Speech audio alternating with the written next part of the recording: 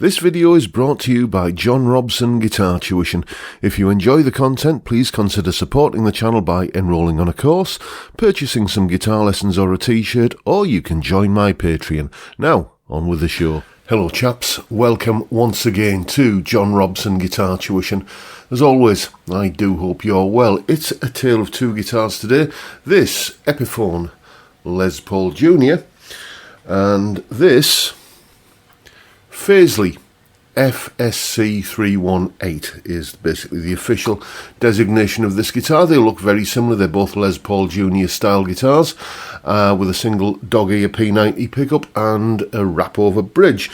Which one is it? This is the Epiphone, isn't it? Yes. The Epiphone will cost you, well, I paid about £297 for this one from Guitar Amp Keyboard, and you know, you can pay a range of prices for them. I think Gearfree Music has got them in for a similar sort of price. Anderton's £389, so kind of £300 to £400 for one of these. The Fazley is, in case you don't know, the house brand of Bax Music. Bax have very, very generously loaned me this guitar to do the video with, and I don't get to keep the guitar, and all thoughts and comments about this guitar are my own. Basically, if you want one of these, it'll cost you, I think, £97 from Bax Music, and so there's quite a difference in price. So let's have a listen to how that pans out in terms of sounds. Here's both guitars in a short little demo piece side by side.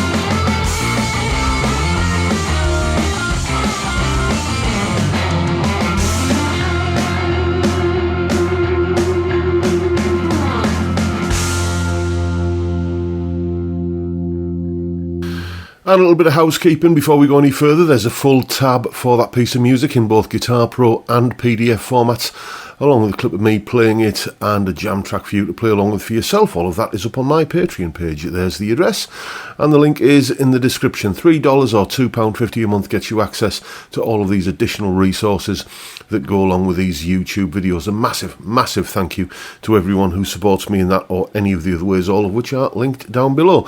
The tones I was playing there through, or how I was getting those tones, were the Marshall DSL-1, mostly on the classic gain channel with those settings, and the two sort of higher gain solo-y bits were on the ultra gain channel, just with, again, same settings. So there you go. And the amp is mic'd up with a Behringer B906 mic straight into the interface. I've done separate reviews on both of these guitars in the past, so if you missed those, I'll put links to those down in the description. So what do I think of them? Well, first things first, when I did the review of the Fazley, I did sort of point out a few of the places where it feels a little bit cheap. It just has that sort of cheap guitar feel about it, but then again, why wouldn't it? It is a cheap guitar. It's a very eminently playable guitar, but you can tell that the Epiphone has had a little bit more care and attention lavished on it. A few simple modifications, like just rolling the fretboard edges, for instance, would soon get this guitar feeling much more like the next kind of level, basically. Also, when I did the review of the Fazley, it is the Fazley I'm holding, yes. When I did the review of the Fazley, I mentioned that it was a little bit wobbly when it came to tuning stability, and I put that down to the cheap strings that are on the guitar, that come fitted on the guitar as stock. And I'm pleased to report that it's kind of bedded in and settled down a lot now. I didn't really have to do any retuning during that demo piece there. So, a decent set of strings would go a long way to, making this guitar, again, something just a little bit more professional feeling, I guess. Both guitars are very, very playable and were straight out of the box, really. We've got no fret buzz, no fret sprout, no kind of action is, really nice and low and playable on both guitars. So, nothing to compare there between them. In terms of the sounds, well, you heard in that demo piece, they are different. They are different sounding guitars, especially when we were going from the, that sort of slightly kind of clean lead parts on the first couple of verses. You could definitely hear that the Fazley was a brighter sounding guitar. It's, the Epiphone is perhaps a little bit darker and more grunty and powerful sounding, but out of the two sounds, I think there's not a cigarette paper between them, really, but if I had to choose, I would say I think I prefer the sound of the Fazley, because it's got that brighter, slightly more Telecasterish kind of vibe going on. And as you know, I am a big fan of Telecasters, and this guitar just kind of sounded to me like a really kind of full-on Telecaster bridge pickup sort of sound. I often use I nicked this from Albert Lee, by the way, a Telecaster bridge pickup sounds. It has that kind of timbre of the bottom end of a grand piano, and this guitar kind of had a bit of that going on, and that appeals to me. Both guitars have a usable range of tones from the volume and tone controls. The Epiphone wins it hands down on that, because the Epiphone has CTS electronics in it, and nice kind of even, or you perceive it as an even taper across. It's not all kind of nothing. Then